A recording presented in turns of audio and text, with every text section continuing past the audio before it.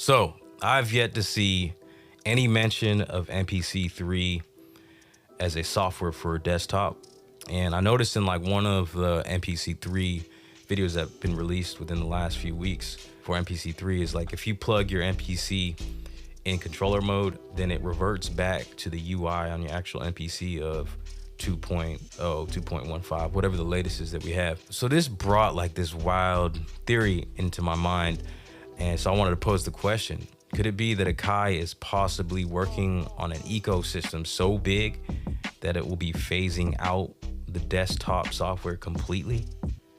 I know it'd be crazy because I know this would anger a lot of users. For me, it's not a big deal because I'm strictly standalone. I haven't used the software even since, back when I had like an MPC Studio, MPC Renaissance, in those days before Akai started making the standalone devices again.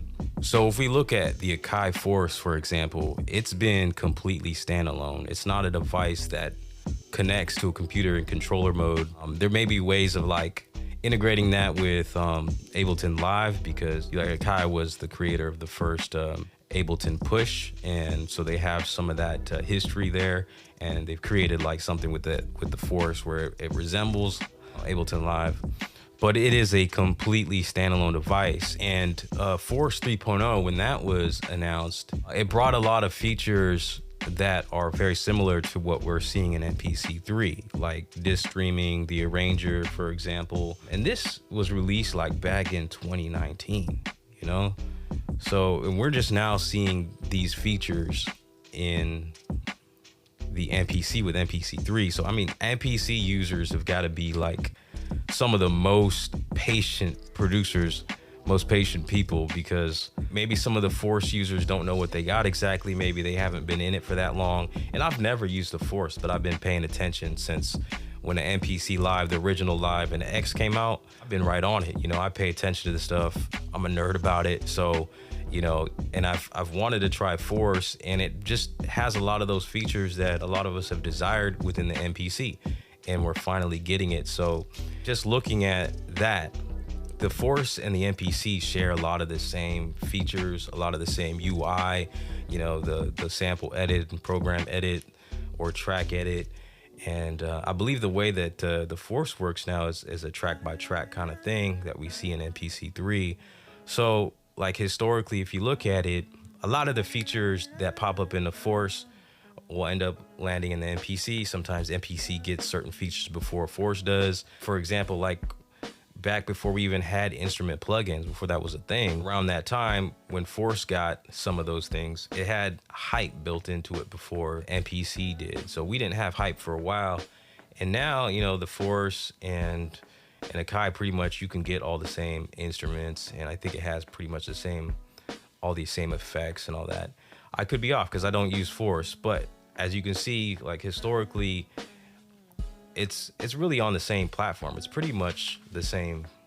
Could we possibly see like a future where Force and MPC like merge together? I mean, it's practically there already.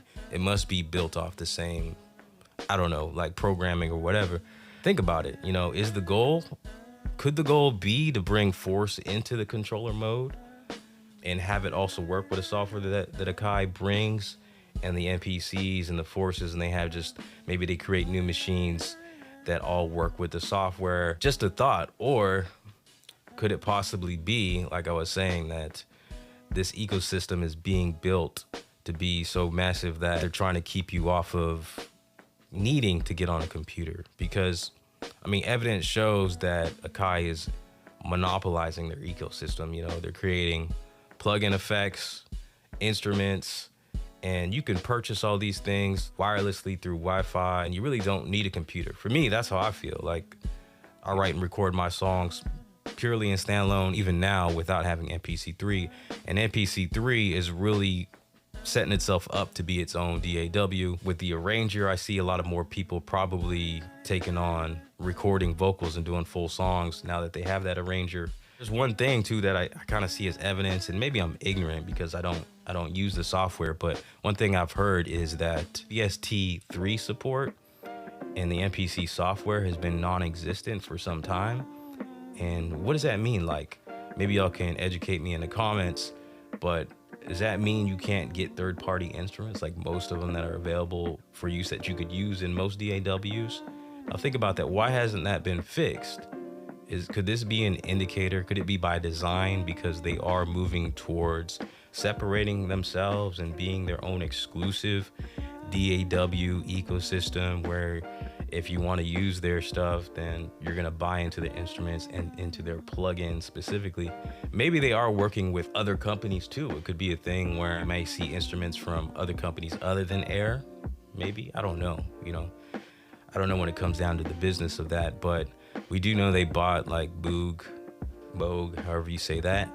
And it's expanding. I mean, InMusic owns this. They own a lot of different companies. Maybe we'll see third-party instruments come to Standalone, and maybe that is the goal. I really don't know. I just wanted to pose the question for all of y'all. What do you think? I know it'd probably be pretty upsetting for a lot of you. There's a lot of instruments, a lot of plugins that you probably invested in. So I can see how that could make people angry, but was just a thought, maybe a wild, crazy idea. So let me know what y'all think. Keep on running with your dreams, and y'all bless. Peace.